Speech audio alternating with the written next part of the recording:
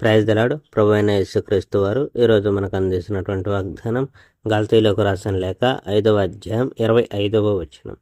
ఆత్మను అనుసరించి జీవించు వారమైతిమా, ఆత్మను అనుసరించి క్రమంగా నడుచుకుందుము. నా సోదరులారా, సున్నతి చేయించుకోవాలని నేను ఇంకా బోధిస్తున్నట్లయితే నన్ను వాళ్ళెందుకు ఇంకా హింసిస్తున్నారు?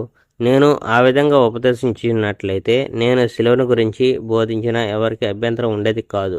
మిమ్మల్ని కలవరపెట్టేవాళ్ళు పూర్తిగా అంగచ్ఛేదన జరిగించుకోవడం మంచిది. నా సోదరులారా, మీరు స్వేచ్ఛగా జీవించాలని దేవుడు మిమ్మల్ని పిలిచాడు. మీరు ఈ స్వేచ్ఛను మీ శారీరక వాంఛలు తెచ్చుకోవడానికి ఉపయోగించుకోకండి.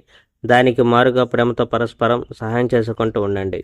నిన్ను నీవు ప్రేమించుకున్నంతగా నీ పొరుగువాన్ని ప్రేమించు అన్న ఒకే నియమంతో ధర్మశాస్త్రం అంతా ఇమిడి ఉంది.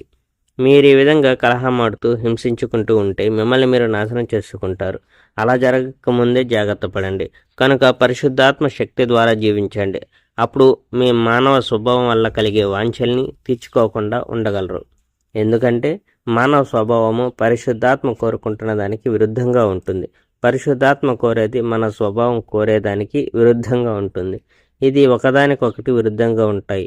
తద్వారా మీరు చేయాలనుకుంటున్న దాన్ని చేయలేకపోతారు.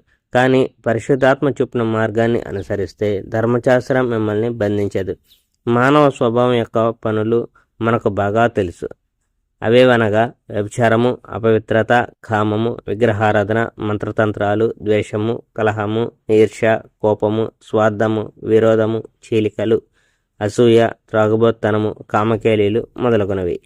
వీటిని గురించి నేను ఇదివరకే వారించాను, మళ్ళీ వారిస్తున్నాను. ఈ విధంగా జీవించే వాళ్ళు దేవుని రాజ్యానికి వారసులు కాలేరు. కానీ పరిశుద్ధాత్మ వల్ల కలిగే ఫలాలు ప్రేమ, ఆనందం, శాంతం, సహనం, దయ, మంచితనం, విశ్వాసం, వినయం, ఆత్మనిగ్రహం. వీటికి విరుద్ధంగా ఏ చట్టమూ లేదు. యేసుక్రీస్తుకు చెందిన వాళ్ళు తమ శరీరాన్ని, దానికి చెందిన మోహాలను, కోరికలను సిలువలకు వేసి చంపారు. మనము పరిశుద్ధాత్మ వల్ల జీవిస్తున్నాం కనుక ఆయన ప్రకారం నడుచుకుందాము. ఒకరినొకరిని రేపకుండా, ద్వేషించకుండా, గర్వించకుండా ఉందాం. Praise the Lord. May God bless our India.